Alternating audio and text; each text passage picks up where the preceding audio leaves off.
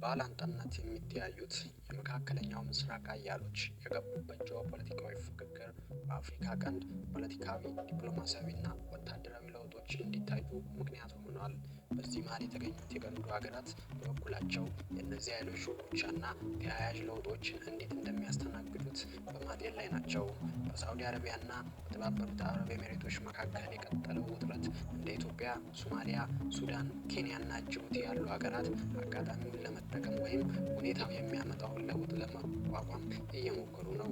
እስራኤል ነፃ ሀገርነቷን ላወጀችው ሶማሌላንድ የሰጠችውን ድንገተኛ የሀገርነት እውቅና እንዲሁም በቀጠናው ያላትን ተጽዕኖ እያሰፋች የምትገኘው ቱርክ ጉዳዩን ሀገራቱን አማራጫቸውን እንዲመለከቱ አድርጓቸዋል። ተመሳሳይ ፍላጎት እንዳላቸው የሚታሰቡት ሳዑዲ አረቢያ፣ ቱርክና ግብጽ አካሄዳቸው ከተባበሩት አረብ ኤሚሬቶችና ከእስራኤል ግቦች ጋር የሚጣረስ ተደርጎ ይቆጠራል። አንዳንድ የአፍሪካ ቀንድ ሀገራት ለየትኛው ሀገር እንደሚወግኑ በግልጽ አሳይተዋል።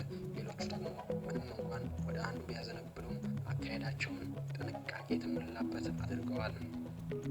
ወደ ኤሚሬቶች ያዘነበለችው ኢትዮጵያ ምንም እንኳን ኢትዮጵያ በተባበሩት አረብ ኤሚሬቶችና በሳዑዲ አረቢያ ፍትጊያ ውስጥ ይፋዊ አቋም ላለማሳየት ብትጠነቀቅም የአቡዳቢ የቅርብ አጋር መሆኗን ቀጥላለች። የመገናኛ ብዙኃን ዘገባዎች እንደሚያመለክቱት የተባበሩት አረብ ኤሚሬቶች ከሱዳን ጦር ጋር እየተዋጉ ላለው የሱዳን ፈጥኖ ደራሽ ኃይል መሳሪያ ለማስተላለፍ ትጠቀምባቸው የነበሩትን የሶማሌና የምስራቃዊ ሊቢያ መስመሮችን ተስተጓጉሎባታል። ይህንን ተከትሎ ለአማጺ ኃይል መሳሪያ ለማቅረብ በኢትዮጵያ ላይ ያላት ጥገኝነት እየጨመረ መምጣቱ ዘገባዎች ያሳያሉ። የዜና ወኪል ሮይተርስ በተባበሩት አረብ ኤሚሬቶች የገንዘብ ድጋፍ የተደረገለትና የሱዳን ፈጥኖ ደራሽ ኃይል ስልጣንን የሚሰጥበት ምስጢራዊ ካምፕ ኢትዮጵያ ውስጥ መቋቋሙን የሚያትት የምርመራ ዘገባ ባለፉት ሳምንት አውጥቷል። ይህ ዘገባ ከወጣ ቀናት በኋላ የኢትዮጵያ መገናኛ ብዙኃን ባለስልጣን የአፍሪካ ህብረት ስብሰባን ሊዘግቡ የነበሩ የሮይተርስ ጋዜጠኞችን ፍቃድ እንደሰረዘ እንዲሁም የዜና ወኪሉን ሌሎች ዘጋቢዎች ፍቃድ ሳያድስ እንደቀረ ተገልጿል። የተባበሩት አረብ ኤሚሬቶች የፈጥኖ ደራሽ ኃይሉን ካምፕ በገንዘብ መደገፏን እንዲሁም በሱዳን ጦርነት መሳተፏን በተመለከተ የቀረቡ ክሶችን ውድቅ አድርጋለች። ኢትዮጵያ ለፈጥኖ ደራሽ ኃይል ድጋፍ እያደረገች ነው የሚለው ውንጀላ በሱዳን ባለስልጣናት በኩልም ቀርቦ ነበር። የኢትዮጵያ መንግስት የፈጥኖ ደራሽ ኃይሉ ተዋጊዎች እና አጋሮቻቸው ከሀገሪቱ ተነስተው ብሉ ናይል ግዛት ውስጥ የሚገኙ የሱዳን ኃይሎች ላይ ጥቃት እንዲከፍቱ እንደፈቀደ በመግለጽ ከሰዋል።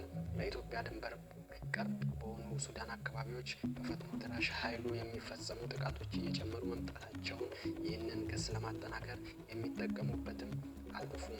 ሳዑዲ አረቢያ ግን ኢትዮጵያ ከጎኗ ለማሰለፍ የምታደርገውን ጥረት አላቋረጠችም። ባለፉት ሳምንት የካቲት 4 2018 ዓ.ም ላይ የሳዑዲ የውጭ ጉዳይ ሚኒስትር ልዑል ፋይሰል ቢን ፋርሃን ወደ አዲስ አበባ ተጉዘው ከጠቅላይ ሚኒስትር አብይ አህመድ ጋር ተወያይተዋል።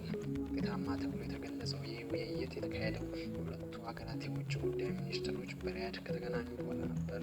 በዚህ ሳምንት ማክሰኞ የካቲት 10 ቀን ደግሞ የቱርኩ ፕሬዝዳንት ረሲፕ ጣይብ ኤርዶጋን ለይፋዊ ጉብኝት አዲስ አበባ መጥተው ነበር።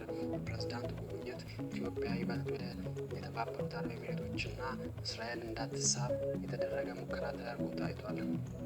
ኢትዮጵያ እስካሁን ድረስ እስራኤል ለሶማሌላንድ የሰጠችውን እውቅና በተመለከተ ግልጽ የሆነ አቋም አላሳየችም። ለሶማሌላንድ እውቅና እንደሚሰጥ የተገለጸውን ስምምነት ከሀርጌሳ ጋር ተፈራርማ እንደነበር ከግምቱ ሲገባ ግን ወደ እስራኤልና ሶማሌላንድ የማዘንበል እድሏ ከፍተኛ እንደሆነ ይገመታል።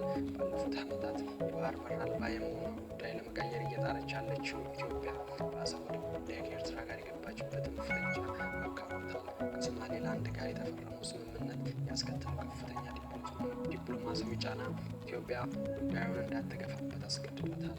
በስምምነቱ ምክንያት የተቃቃሩት ሶማሌ እና ኢትዮጵያ ወደ ቱርክ ተጉዘው ስምምነት ሲፈጽሙ ግን ሞቃዲሾ እና አዲስ አበባ የባህር በርን በተመለከተ ድርድር ውስጥ የመግባታቸው ጉዳይ በቅድመ ሁኔታ ተቀምጧል። ኢትዮጵያና ሶማሊያ ያደራደሩት የቱርክ ፕሬዝዳንት ኤርዶዋን በአዲስ አበባ ጉብኝታቸው ወቅት እስራኤል ለሶማሌላንድ የሰጠችው የሀገርነት እውቅና ለሶማሌላንድ ሆነ ለአፍሪካ ቀንድ ምንም ጥቅም አይኖረውም ሲሉ ተደምጠዋል። እስራኤል ለሶማሌላንድ እውቅና ለመስጠት ውሳኔዋን ይፋ ያደረገችው ኢትዮጵያና ሶማሊያን በደረሱት ስምምነት መሰረት የባህር በርን በተመለከተ የሚያደርጉትን ንግግር በተጓተተበት ወቅት ነው። እስራኤልን ድንገተኛ እርምጃ ኢትዮጵያን ጨምሮ አማራጮች እንዲኖሯት አድርጓል። አሁን ኢትዮጵያ አጓጊ የሆነ የባህር በር አማራጭ ከሶማሊያ ይቀርብላታል፣ አሊያም ከሶማሌላንድ ጋር የተፈራረመችው ስምምነት በድጋሚ ታርሰዋለች። አሁን ባለው ሁኔታ ኢትዮጵያ ሶማሌላንድን ጉዳይ የምታነሳ ከሆነ ምናልባትም የሚደርስባት ጫና ካለፈው ዝቅ ያለ ሊሆን ይችላል። እስካሁን ድረስ ግን ኢትዮጵያ አማራጮቿን ክፍት ማድረጓን መርጣለች።